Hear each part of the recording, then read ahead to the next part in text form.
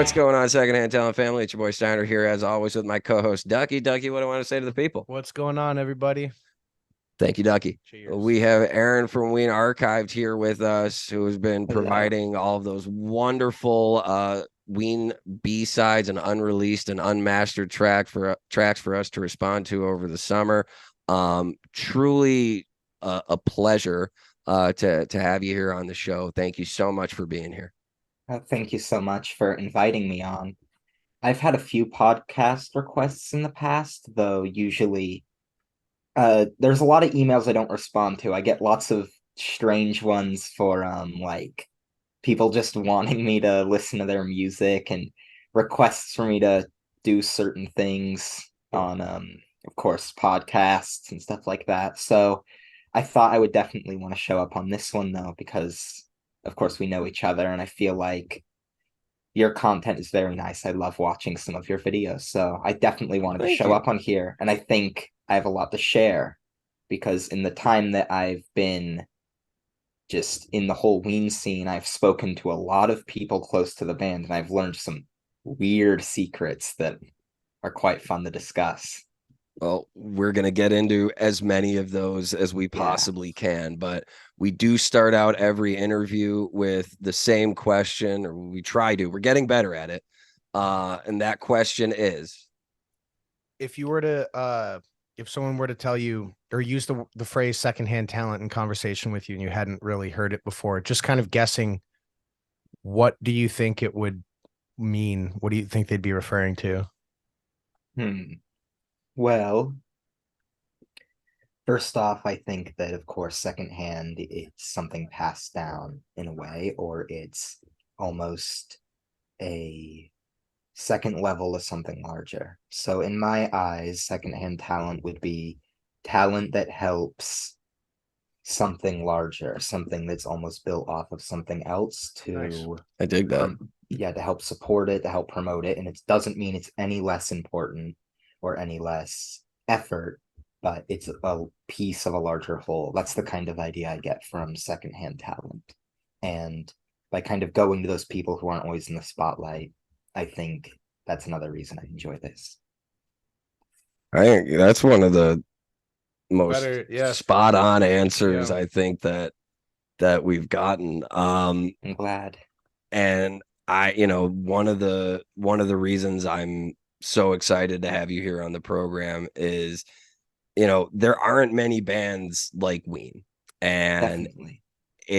there aren't many bands that have just such a treasure trove of unreleased material. Yeah. And I remember a few years ago when I saw your remaster of Argus Part 2, the Oh, first yes. one, way back when, Yeah. several years ago now.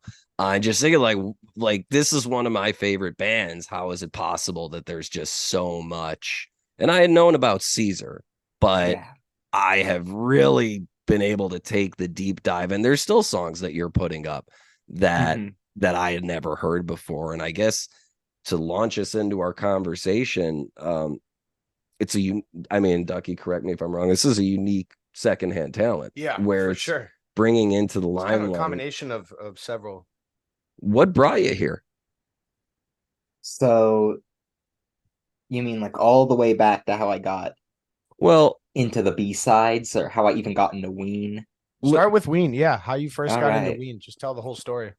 So years and years ago, I wasn't really into many musics at all. I think, or any music at all. I think that was 4 years ago, 4 or 5 years ago. And I had just heard a Ween song on the radio or something like that. And it was in somebody's car. And I wasn't really into much music because nothing clicked with me, nothing related to me. So I heard Ween, it was the Mollusk. Of course, I'd heard of them before when I was much younger. My brother loved the SpongeBob movie, and I'd hear Ocean Man all the time because he had the soundtrack album on his little iPod, because that's all we had when we were very young. So I recognized it, but the song clicked with me immediately because I love the ocean. I'm a complete marine biology nerd. I know so much about it. At one point, I talked for 8 hours to someone about it because I was so passionate. I can just ramble on. So when I heard this music that sounded like the ocean to me, it reminded me so much of something that I hold so close to my heart. I immediately fell in love with it. And as soon as I got home, I started looking into this album, The Mollusk. And one by one, I went through the album and I was blown away by it. Now, at first, since I was very new into kind of exploring what music I liked, certain tracks took a bit to grow on me. But of course, as you know, it all did. From there, I looked at a bit of Quebec, and immediately, since I was not into rock music very much at all at the time, Long Night shocked me and I didn't really know what to think of it. Now, of course, now I love rock so much. It's a giant piece of Ween. But at the time, I was very, kind of lightly stepping into the waters, but scared to go too deep. But at a certain point, I just went down the dive. And strangely enough, after Quebec, I listened to La Cucaracha, only because there was an animal in the cover, and I love animals, so I knew I had So to. just to give us an idea, like if you're talking about not really having much that called out to you, you weren't really into anything. Mhm. Just to give us an idea, like what was your main spin back then? What were you playing back then that you're like, oh God, it was nothing until you found Ween? Like, Nothing really. That's the thing. I'd never listened to music on its oh own wow. because I was just growing up. My dad would play music in the car. That was pretty much my only exposure, and I enjoyed those things, but I'd never search it out on its own, Mm. and it'd be hard to even describe. I was very new to it. So when I found one that finally kind of spoke to me, and now, as you can tell, music is my whole thing. I work with music. I find rare music, I restore it. And that's something I'll get into later because there's a whole thing that Ween opens with unreleased albums that aren't by them, but by things associated with them. I And I'll think get it's into that in a bit. really I think it's really interesting that your progression there was Mollusk, Quebec, La Cucaracha. Yes. I personally I don't think La Cucaracha gets nearly enough love. Yeah. It's one of my favorite listens just because it's so musically diverse. Um, and there's an animal on the cover. But I'm curious, where was it kind of expounding on Ducky's question? Um, where was it in that album where you heard a track and you were like, this is the I mean, hearing, Ocean Man, hearing the Mollusk, hearing kind of like you were saying, those ocean sounding tracks. Hmm. What was it on Quebec that pushed you to La Cucaracha, and what was it on La Cucaracha that you were like, okay, this is that shit right I there. have Yeah, exact like to put it in a way answers. that I can understand. Like you were like, oh, I might be onto something here. What was the next song that you were like, I'm right? Yeah, I was right. And I have complete answers for these. Happy Colored Marbles was my Quebec, the song that made it click. I loved that song. It's so weird, but you could follow along with it. And then Talaka Karacha, the song that I remember, weirdly enough, I know some people hate it, some people love it, was Shame Maker. That was the one that got me Yeah. in. Yeah. I Justine's was off screen I geeking would out I right just now. Yeah. Object too I thought was great, but Shame Maker I remember doing the dishes and I had it on loop because I thought it was so great. That was when I first listened to the album. I'm like, wait, I got to go back and listen to that one again. Nice. I yes. Yes. Yeah. Yeah. Yeah. Any viewers or listeners, if you're not familiar with these albums or these tracks, we'll get into the B-sides and unreleased stuff later, but do yourselves a favor and check out some of these albums. And we're talking about some classic music from the 90s and early 2000s that changed people's opinions. Absolutely. So now let's think a little bit. So, and just correct me if I'm wrong here. Was Ween then the first band that you were like, oh, because you mentioned you weren't as into music. Yeah, So that was was the Ween that point. kind of the barrier for entry for you, where you were like, okay, now I'm in? Yes, that was when I started to discover my love of music, how much music spoke to me. What other doors did that open for you? Well, a lot of doors over the course of my career, I'd say, because immediately after I started to go into the B-sides of Ween. And from there, as you know, I'll go more into detail soon, but I ended up hearing all these songs that I liked, but they sounded horrible. they were terrible. So at least quality wise, the songs themselves were amazing. So many things that I thought were even better than some things that made the records, but the quality made me wanting more. Now at the time, I thought, is there a way to make audio sound better? And I remember Googling that up and lots of answers about no, or I get like lots of shrugs. So I thought I'll figure it out myself. I'll mess around in audio editors. So that's what I did. Got some very basic programs like Audacity and all that stuff. Nice. And I played around. And those videos aren't on my channel anymore, but they were, I think, a Kim Smoltz one and some stuff from Caesar really early on. Though those are my first videos. Only one that's up anymore from that time is Coco, but I've redone that a few times already because back then all I was doing was go to the EQ, bring up the treble because a lot of these songs had that really low treble where it was super bassy but nothing in the high end. And I actually want to make a note about one of those songs that I did a reaction to. I, of course, the name is flying away from me right now, but there's a killer Glenn solo at the end. And I realized as I was listening to it, I felt like I had to go back and listen to it again because there are parts of the song that I had never heard before. You know, when you talk about like those washed down versions, like the real old the originals, let's just call them. Once I've heard you work on a song for a few times, there are genuinely parts of the song that I had never heard before.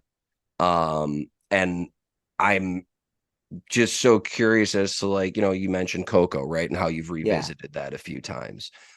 When did this kind of turn into something where you were like, I need to go make it better? I need to revisit it. Was it just sheerly the love of the music? Was it this technique that you had developed with audio remastering? Like because something clicked at some point. Absolutely. And that was my skills have grown. And as much as I can do these songs, every few months I get a little better at figuring out how to do very specific things. And very recently, I've actually jumped from just remastering to trying to remix things to be fully cleaner. So, one thing that I actually recently posted on the Facebook was there's that. Have you heard that really low quality Coco? It has like the 5K cutoff. Yeah. It's a really, murky. It's like a weird alternate version. And I found that but I could make it better through these super weird means that normally people wouldn't try with getting music because I wanted to always use new things I learn. And these aren't things that you can find online that people use. That's what I want to try to do for myself. Find ways to restore music that are unique to me. So I don't watch tutorials for it. I mess around and I get my hands dirty to figure it out. And what I found out is that there's a live show of that where they use the drum machine from 96 and it has that exact drum machine from that weird Coco. And using the audience recording, you can get the exact speed it's supposed to be. And then from there, isolate the high end of the drum machine and put it inside and make it. Took me like an hour to get that piece and put it over and over exactly. Yeah, because I had to find it, get it exactly really zoomed in on the spectrogram so it wouldn't sound weird. I'm just saying that would have taken me like 9 hours. I want to point out a real strong parallel between what you're saying and the work that I've known Ducky to do. Which is, my background in performance is more stand-up comedy. It's a lot, less technical, but Ducky here is a photographer and videographer. And I think that's a lot of post. Yeah. It's a lot of post. And that's kind of like a common theme that I'm hearing there. And I'm curious, real quick, Ducky, what are you hearing, from this? Because I'm not hearing it the same as you. There's a lot of sitting and toiling away at little knobs that make like a fraction of a difference that you're looking for. Yeah. Like, for you, it's more sound. For me, specifically with color work, and when I'm balancing with full spectrum color wheels, like I can move it like a tiny little bit and it will look like it made no difference. But and then you can and there's like 8 of these fucking wheels, right? So like you can Yeah. like it's one's editing the shadows, one's editing the highlights, one's editing the foreground and background. Like there's a lot of different things that both combine. So like once you're set on one, you go to the next one and do that. It might change how you feel about the first one. So Yeah. it's a whole process of not only how it looks alone, but how they combine. So does It's this very lead feels very similar. Yeah. does this lead then to a level of accomplishment? Because you Yeah. mentioned well, obviously there's accomplishment, but you've also mentioned how you continue to strive to make better and better versions. I've heard, I think, 3 of your versions of Argus Part 2. Each one is better than the last. And I guess there's no way to really know if you're doing this all DIY, but do you think it makes you feel better knowing that you figured this out on your own as opposed to Yeah, absolutely. tutorials? I want Mess to around and cement stuff. myself in the industry. I don't want to just be another person doing the same thing everyone else is. I want to Yeah, right. establish something unique to who I Right. am that only I know how to do, because that is how you make yourself crucial to a team. If you're the only one who knows how to do it, they're going to need you. You're not going to be disposable. And I think that's the key to kind of success in life, not just For sure. being copying what everyone else is doing, but figuring it out yourself. So I'm constantly doing this over and over, trying to get a better Yeah. sound. And one thing I was going to add before is that I separated the vocal from the Coco and then tried to upscale it to bring in some of the high end, adding like sounds, certain Mm. sounds that would have been lost, and then trying to move them back in. Yeah. So that was a lot of that, restoring not just the backing instrumental, but also the vocals on top. Awesome. It's incredible. I mean, clearly there's that drive there to Yeah. refine, make it better, remaster, and we've kind of fell on why Ween. I remember a few days or a couple weeks ago. Well, at the couple weeks ago, at the time of this filming, I was playing some tracks over at your place, Yes. Yeah. A and bunch of the stuff because he's the him and his wife are the Ween like Yeah. nerds out of secondhand talent. I'm a huge jam fan. I'm really into weird music. I never really got like slammed into it, and this has helped. Like I've been and it wasn't out of like, oh, the music, I heard it and it didn't hit me. I just really like never heard it. You know what well, I mean? I never went and listened to it. but it's Mm-hmm. So also this has made it. I've since listening to that, I've deep dived into so fucking it's their whole really discography, and then the live stuff so that's long, not going to be Jerry. on streaming. Yeah, that one was really cool. So As a Yeah. deadhead, that one I was like, all right, let me look further into this. Like, So for me, my intro to the Ween B sides, and I'm curious to kind of hear where yours was, but I remember hearing Champagne Jam for the first time. mm, And for like a week, I was just walking down the street, find us a Champagne Jam. It's a And great one.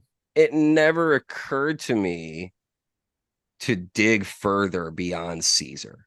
mm, Even though again, huge Ween fan, definitely knew about the All Request Live and Creators of the Sack and like all of those little mixtapes there, but I wasn't aware of the Long Island tapes. I wasn't aware of the Caprice. I wasn't Yeah. aware of all these session recordings. And how did you find like what was yeah, the yeah, for real. like where did it come from that you like all found this magic? Who gave you access to this?